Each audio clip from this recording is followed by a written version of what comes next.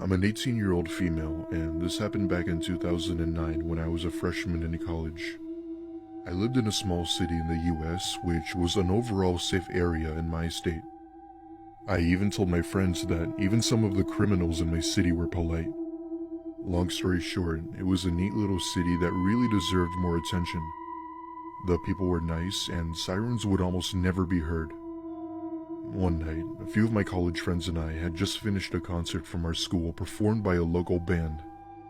They never made it big, but they were still well known around the area, especially if you were into music.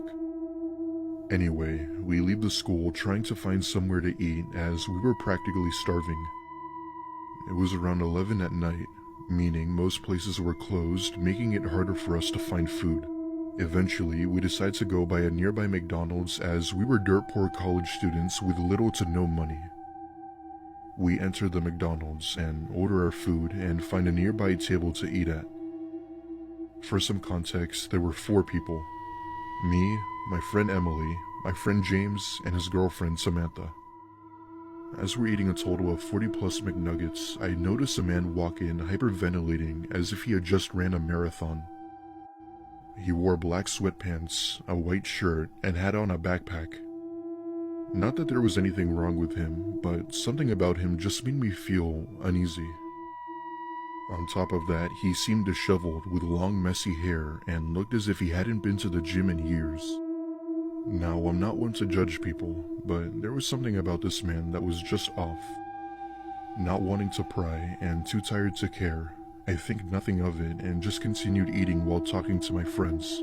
I nudge Emily and whisper in her ear if she thinks that man seemed off.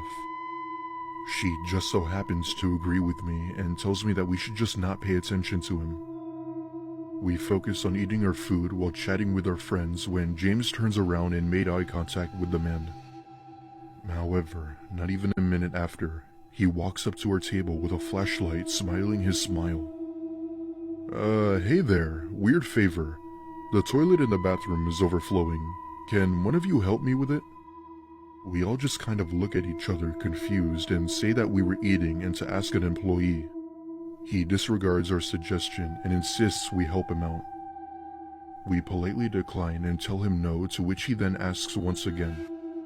But before I was about to say something, James says in an annoyed tone to leave us the hell alone and to go away. His face went pale and he grabs a drink before leaving the restaurant. Samantha kept telling us as to how uncomfortable the man made her feel and that she's sworn she's seen him before. We began to ask her if she was sure, and if she did, where she saw him. She said that she couldn't remember but thought it was sometime last week. We eat for another 20 minutes before leaving to go back home when Emily says something I didn't realize. You know, he never went into the restroom in the first place. How would he know the toilet was overflowing? I look at her with this unsettling face, and that's when I immediately thought of the backpack. Upon realizing this, several questions came up in my mind about why he had a backpack. What were the contents of it? What were his intentions? And what would he have done had one of us gone in there? These questions bothered me for a good week when James saw a chilling news report. Apparently, the same tactic had happened at another restaurant. Only this time, it actually worked. The same man had tried the approach and managed to lure a woman standing by the men's restroom. He was able to pull her in and do things I won't mention until a few people helped break up the situation. The news showing the man's face on TV made James almost spit out his water as he saw this. James ends up calling the police to put in our tip and what had happened. Police in my city don't mess around, so whenever something bad happened, they were ready to stop it. Eventually, Samantha had remembered seeing the man at a pub she was at. He didn't do anything, but described him as being drunk and annoyed at the bartender. Needless to say, this news went around like wildfire around my city and even my school. What had once been this nice area with barely any crime, only to have something disturbing happen.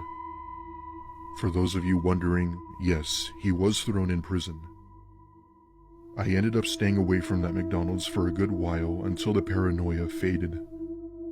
It wasn't until a year later where I learned a truth I didn't know. James and Samantha had moved away, and it was actually Emily who had told me this.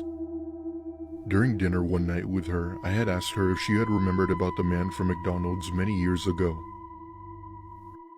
Her eyes went wide, and she said she was going to tell me something she never told me. Turns out, the man had ended his life in prison not too long ago. He couldn't live with the pain anymore and just decided to end it. I was shocked when I learned this and really couldn't believe it. However, it was nice to know that he couldn't hurt any more people while knowing our city was much safer. Anyway, that's my story, and I hope you can all learn from this and help prevent it. If you see or feel something is off, you need to tell someone. There are truly some messed up people in this world.